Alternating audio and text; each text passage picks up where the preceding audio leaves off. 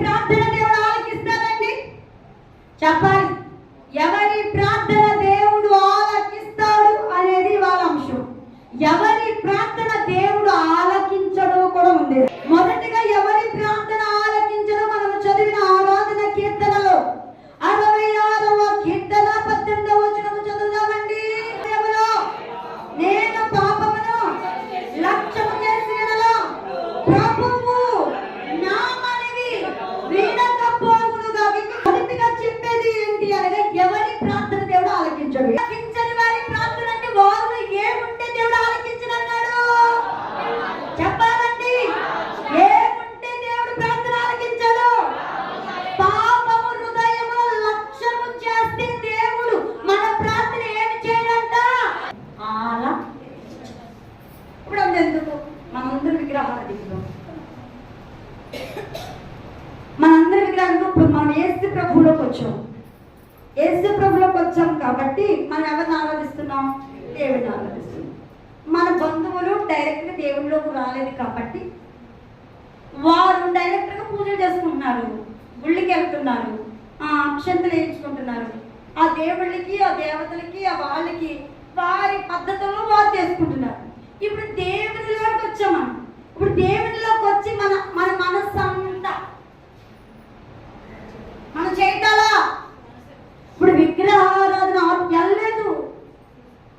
మనోడికి ఆ శక్తి తెలియక, దేవుని శక్తి తెలియక అవి చేస్తున్నాడు. వారికి పాపం ఉండదు.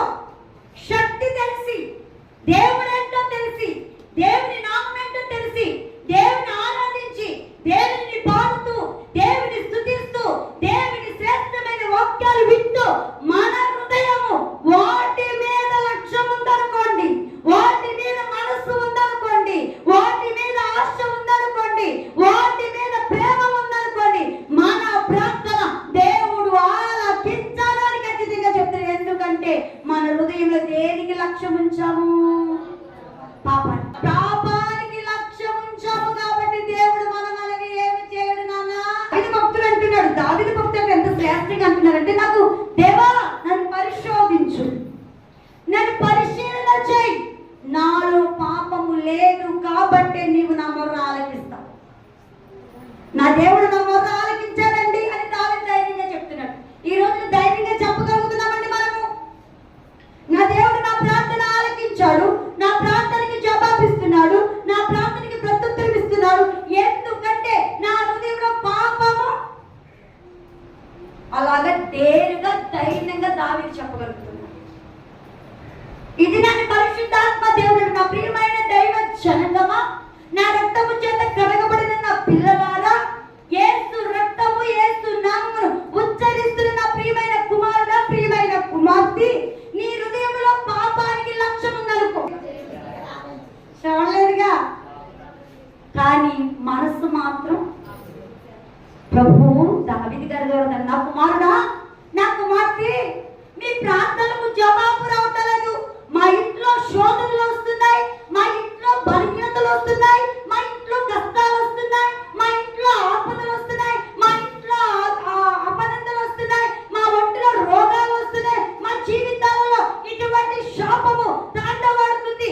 మేము మా దేవుని దృష్టికి ఏంటి అవిధేయత చేస్తుంది, మేము మా దేవుని దృష్టికి ఇంకేమి తక్కువ చేస్తున్నా అని అనుకుంటున్నా. నా పిల్లలారా, పైకి మాత్రమే మారారు, కానీ హృదయం ఆ పాపం మీద లక్ష్యం ఉంది.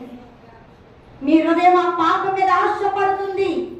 మీ హృదయం ఆ పాపం మీదకి, ఆ లోపం మీదకి విడిచిపెట్టిన ఆశల మీదకి మరలా మీ హృదయం వెళుతుంది. మనుషులు చూస్తుండగానే పాపము మానారు తప్ప మీ హృదయం పాపములకు పరుగులెత్తుతుంది. కాబట్టి మీరు మనుషులైతే పై రూపంలో చూస్తారు, సేవకురాలైతే పై రూపంలో చూస్తారు, మీరు నన్ను చూసేది పై రూపమే చూస్తారు. కానీ మీ హృదయాన్ని, నా హృదయాన్ని చూసేది చెప్పండి గట్టిగా హల్లెలూయా. ఆయన చూసేటప్పటికి మన హృదయం పాపం మీద లక్ష్యం ఉందనుకోండి, మన ప్రార్థనకి జవాబు. ఎవరి ప్రార్థన దేవుడు ఆలకించడు? హృదయములో పాపమును లక్ష్యము చేసే వారి ప్రార్థన దేవుడు ఆలకి. పాపాలంటే ఏంటి? అసూయ, పడుకుంటప్పటికి అమ్మ ఏడుతారు చూసారా, అది కొంతమందికి మత్సరం పైకి కనపడుతుందండి. మత్సరము అంటే ఇతరులను చూసి ఓరవలేదు. వాళ్ళకు ఎక్కడ పొలం కొనుక్కున్నారనుకో, అబ్బే వాళ్ళ కోసం బంగారం కొనుక్కున్నారనుకో, అబ్బే వాళ్ళకి వారానికి 4 రోజులు పని ఉంది, మనకు అసలు పని లేదనుకో, అబ్బే హల్లెలూయా. ఇవన్నీ ఏంటండి చెప్పాలి? ఈర్ష, కోపం, అసూయ, మత్సరం, విమాదములు, కలవములు, గుద్దులాట, విగ్రహారాధన, లోపత్వం, ధనాపేక్ష, ఇంకా జారత్వం, వ్యభిచారం. ఇవన్నీ ఏంటి? ఇవన్నీ బహిరంగంగా చేయము, కానీ మనసులో లక్ష్య పెట్టినా మనం పాపము చేసినట్టు. కాబట్టి మనము అవి మనలో ఉంటే మన ప్రార్థన దేవుడు. సామెతల గ్రంథం 2:9 వచనం, ధర్మశాస్త్రమును వినకుండా చెవిని తొలగించు వారి ప్రార్థన యెహోవాకు. ఎవరి ప్రార్థన దేవుడు ఆలకించడు? పాపముల హృదయమును లక్ష్యము చేసే వారి ప్రార్థన దేవుడు ఆలకించడు. రెండవది ఎవరి ప్రార్థన ఆలకించరు? ధర్మశాస్త్రానికి చెవిని ఎవరైతే ఎవరో వారి ప్రార్థన దేవుడు ఏం చేయడంట? అసలు వాళ్ళు చేసే ప్రార్థన ఇష్టమే ఉండదంట దేవునికి. హల్లెలూయా. ఎవరు ప్రార్థన ఇష్టం ఉండదండి? వాక్యము వినని వారి ప్రార్థన చేస్తారంట దేవునికి ఇష్టం ఉండదంట. ఆలకించడం పక్కన పెట్టండి. హల్లెలూయా. ఎంతమంది ఉదయకాల వాక్యము చదవాలో దేవుని స్తోత్రం చెప్పండి. ప్రతి దినము జీవాహారమును భుజించిన తర్వాతే శరీరాహారము భుజించుదురుగాక. ప్రతి దినము ప్రార్థన చేసిన తర్వాతే లోకపు పనులు ప్రారంభించుదురుగాక. అతి నూతన ఆత్మ మనందరిపైకి దిగి వచ్చునుగాక. హల్లెలూయా. ఈ దినాన్ని మన సంఘ బిడ్డలందరూ చాలా యోగ్యమైన వారు, దేవుడు ఇష్టపడుతున్న బిడ్డలు. ఎందుకు అంటే వాక్యమును శ్రద్ధగా వినేవారు. కానీ అనేకమైన సంఘాలలో వాక్యం అనేటప్పటికీ కుదిరిగా కూర్చోరండి, వాక్యం అనేటప్పటికి వినరండి, వాక్యం అనేటప్పటికే సెల్పొడుచుకుంటారు, వాక్యం అనేటప్పటికే చీరలు చూసుకుంటారు, వాక్యం అనేటప్పటికే బయటకు వెళ్ళిపోతూ ఉంటారు, వాక్యం అనేటప్పటికే ఇష్టానుసారంగా మాట్లాడుకుంటారు, వాక్యం అనేటప్పటికే ఏవేవో పుస్తకాలు రాతలు గీతలు పెట్టుకుంటారు తప్ప దేవుని వాక్యానికి ప్రాధాన్యతనివ్వరు కొన్ని సంఘాలు. కానీ మన సంఘము చాలా శ్రేష్టమైన సంఘం, మన పిల్లలు చాలా శ్రేష్టమైన పిల్లలు. మీరు అందరూ అందుకుని బట్టే ప్రతి దినము నా దేవునికి కనీసం 10 నిమిషాలైనా స్థితి చేస్తాను. అయ్యా నాకు ఇచ్చిన పిల్లలు బట్టి చూడాలయ్యా, యోగ్యమైన పిల్లలు ఏది నాకు ఇస్తావు. దేనికి చెవినివ్వాలంట? ధర్మశాస్త్రానికి చెవినివ్వని వారందరి ప్రార్థన దేవుడు ఏం చేయడు? ఆలోచించడు. విని పెట్టడం అంటే ఏంటి? విని దాని ప్రకారంగా ఎవరైతే చేస్తారో వారు వినినట్టు. ఇప్పుడు చెప్తున్నాను, ధర్మశాస్త్రం ప్రతి ఉదయం లేవగానే ఏం చేయాలి? వాక్యం చదవాలి. అనగానే ఎవరైతే విని దాని ప్రకారంగా చేస్తూ వాక్యాన్ని చదువుతారో, ప్రార్థన చేస్తారు, వారు ఏమి విన్నట్టు? ధర్మశాస్త్రానికి వాక్యాన్ని విని వాటిని పాటిస్తున్నారు. కాబట్టి దేవుని మాట మీరు విన్నారు కాబట్టి మీరు అడిగే ప్రతి చిన్న కార్యం దేవుడు చేయబోతున్నారు. హల్లెలూయా. ప్రతి చిన్న కార్యానికి కూడా దేవుడు ప్రార్థనకు జవాబు ఇవ్వాలంటే మనం దేనిని ప్రేమించాలి?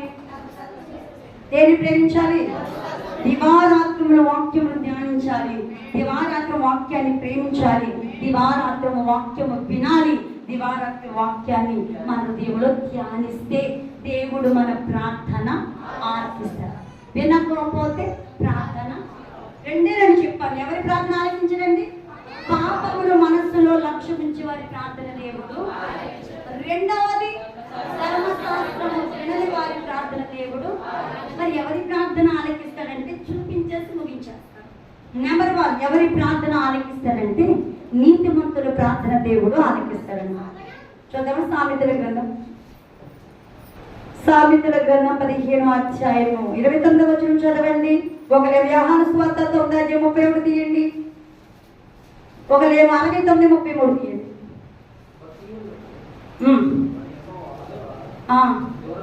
ఓకే. నీతిమంతుల ప్రార్థన ఆయన అంగీకరించును. ఎవరి ప్రార్థన దేవుడు అంగీకరిస్తాడండి? నీతిమంతులుగా ఎవరైతే జీవిస్తారో, నీతిమంతులుగా ఎవరైతే నడుస్తారో, నీతిమంతులుగా ఎవరైతే మాట్లాడతారో, నీతిమంతులుగా ఎవరైతే చూస్తారో వారి ప్రార్థన దేవుడు ఏం చేస్తాడంట? ఆలకిస్తాడు. నెంబర్ 1 ఎవరి ప్రార్థన ఆలకిస్తాడు?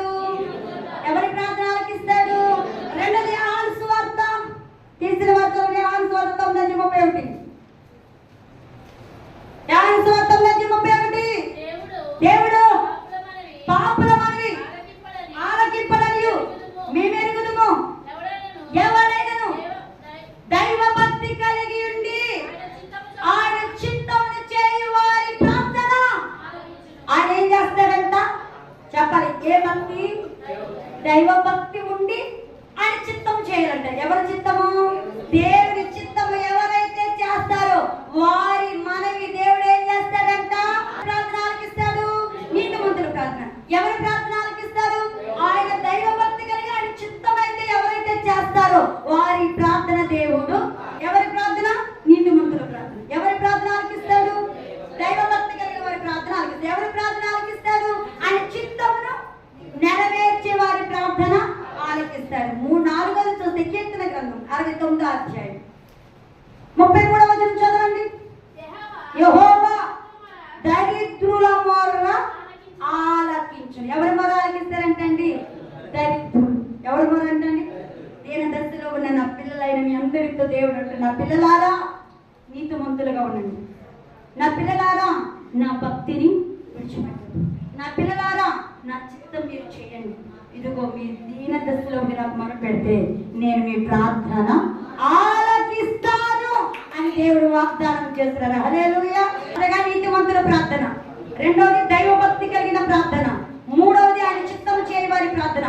నాలుగవది దరిద్రుల ప్రార్థన దేవుడు ఆలకిస్తాడు. ఆ దైవ భక్తిని ఆయన చిత్తం అన్నది. యోహాను సువార్త 9:31 ఈ 2 వచనాలు ఉంటాయి. అదే ఈ 2 అంశాలు ఎక్కడ ఉంటాయి? యోహాను సువార్త 9:31 ఏముంటది? దైవ భక్తి, ఆయన చిత్తం. మొదటిగా నీతిమంతులుగా ఉంటే ఆయన ప్రార్థన ఆలకిస్తాడు. రెండవది దైవ భక్తి కలిగి ఉంటే ఆయన ప్రార్థన ఆలకిస్తాడు. మూడవది ఆయన చిత్తమును నెరవేర్చే వారు ఉంటే ఆయన ప్రార్థన ఆలకిస్తాడు. నాలుగవది దరిద్రులమైన మన ప్రార్థన దేవుడు ఆలకిస్తాడు. ఎవరి ప్రార్థన ఆలకించాడు? పాపమును మనసులో ఉంచుకున్న వారి ప్రార్థన ఆలకించాడు. రెండోది ధర్మశాస్త్రములకు చెవి ఇవ్వని వారి ప్రార్థన దేవుడు. దరిద్రము అనేది బయట వచ్చింది. హల్లెలూయా. దరిద్రత కొట్టివేయబడి ఆశీర్వదించబడిన సంఘము మన కుటుంబాలు మార్చబడును గాక. ధనము లేని కుటుంబాలకు నవ్వి సర్వ సంపదలతో కుటుంబం కలిగిన కుటుంబాలుగా మార్చబడును గాక. ఇప్పటి వరకు ఒక దగ్గర చేయించాల్సిన స్థితి కలిగిన మన జీవితాలు ప్రార్థన ద్వారా మన ఇతరులకు ఇచ్చే కుటుంబాలుగా మార్చబడును గాక. మన తలల పైకి ఎత్తబడును గాక. పాపము వినని స్వభావము తొలగిపోయి దైవ భక్తి ఆయన చిత్తమును దీనులమైన మనము నీతిమంతుల నుండి మొర్ర పెట్టుచుండగా ఆకాశపు వాకిళ్లు విప్పి పట్టజాలని దీవెనల చేత మన కుటుంబాలన్నీ నింపబడును గాక. ఆశీర్వదించి దీవించి అభివృద్ధి పరిచి మేలు చేయను.